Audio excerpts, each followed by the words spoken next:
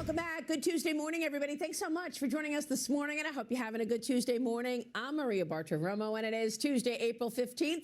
Yes, that would be tax day. It is 7 a.m. on the East Coast on the button. Time now for the word on Wall Street. Top investors watching your money. Joining me now is Banríon Capital Management CEO Shana Sissel. Also with us is Gregory Farinello this morning. Shana, good to see you. Thank you for joining the conversation. But when you're talking about national security issues, you've got to expect it's going to be 20% or 25%.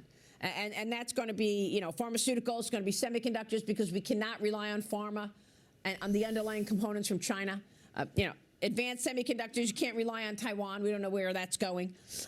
So that's, tariffs on pharma and semis are going to join the other tariffs that are already in place on steel, aluminum, autos, and auto parts. The issue now is that all these tariffs are going to take effect exactly when some of these companies are going to be reporting earnings. So, again, yes, it is about clarity. That's why I stressed clarity with President Trump in my interview a month ago. But, Shana, we also need clarity on interest rates and on the Fed. We're going to talk with Ira Stoll coming up. He's got a good sense of where the Fed is right now, so you'll want to stay with us for that interview. But, Shana, yields this morning on the 10-year up to 4.38%. Federal Reserve Governor Christopher Waller said yesterday that higher inflation from the tariffs should be, quote, transitory. Why he used that word, I'll never know. But the Fed may need to cut rates sooner if the largest tariffs remain in place, is basically what he suggested. Smaller tariffs mean a cut later in the year, Shana. What are you expecting from the Fed? I'm expecting that they will cut at their next meeting. And I don't think it's necessarily the quote-unquote transitory aspects of tariff inflation. And I can't believe he used that word. I thought we learned our lesson already. But I do think they're going to cut. But I think it has actually more to do with economic softness, specifically in the labor market. Now, you can argue that it's soft and temporary because of the lack of transparency in terms of the tariff situation.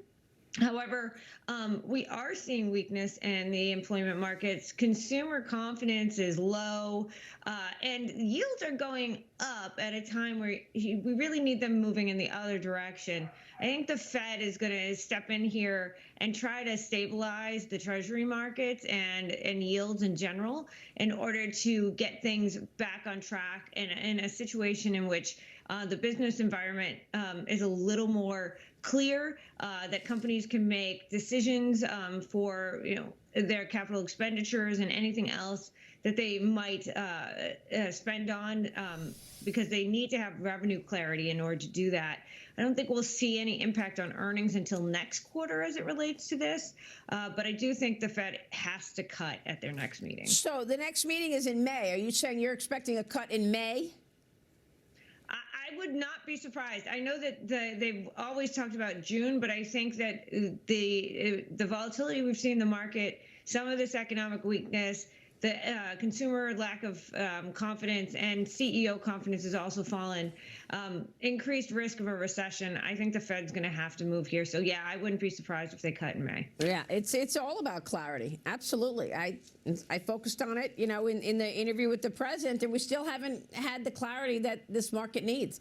But, what we do have, Gregory, we've got more money coming into America. NVIDIA is now committing $500 billion to fire up manufacturing in the U.S., producing AI supercomputers entirely in America for the first time ever, commissioning more than 1 million square feet of space in Arizona and in Texas. CEO Jensen Huang says this adding American manufacturing will help us better meet the incredible and growing demand for AI chips and supercomputers. It'll strengthen our supply chain and boost resiliency, the CEO says, from NVIDIA.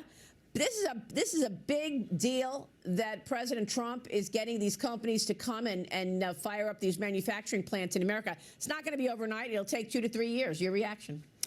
Look, this is a big moment in time.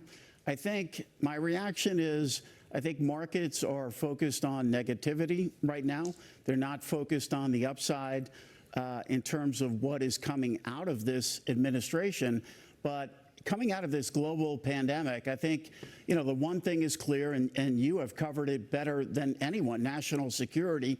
We need to do and produce more here in the United States. Right. There may be inflationary consequences of onshoring, but I think productivity in this country over time will take care of that. But Yeah. you know, we need to do more here, and I think the president has been very clear. He's not only been very clear with words, but Yeah. he is bringing capital literally into this country, and Yeah, and the markets are not paying attention. And yet, markets are still expecting a slowdown in the economy. I put the question to the National Economic Council Director, Kevin Hassett, yesterday. Watch this. Are you expecting a recession this year? 100% not. 100% not. If you look at the jobs numbers, they're very, very strong.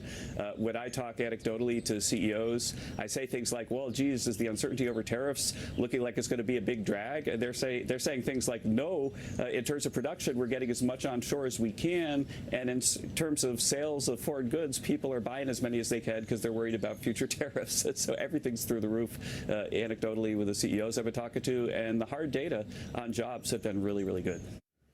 I mean, the question now is, Kevin Hassett said, should we be releasing a bundle of countries that want to do new deals with America, or just one by one? I mean, Shana, you heard what he said. Now, let me get your take. Recession, no recession? So I think the recession probabilities have risen, but I am not in the we're going to have one camp. I think everything he said was correct. I think my bigger concern is there was front loading to a lot of the purchases, inventories, things of that nature to get ahead of the tariffs. Yeah. And how that impacts after the tariffs actually go into place. I mean, it's great that it was front loading, but does that mean that all the sales moved up? And then the second half of the year is going to be much weaker. And that's my bigger concern. So, well, that's a good point. That's what we have to look at. But I don't think we're going to have a recession this year. I just think the probability has risen. All right, Shana, good to have you this morning. Thank you. Shana Sissel. Gregory, you're with us all morning, and we're grateful. Quick break.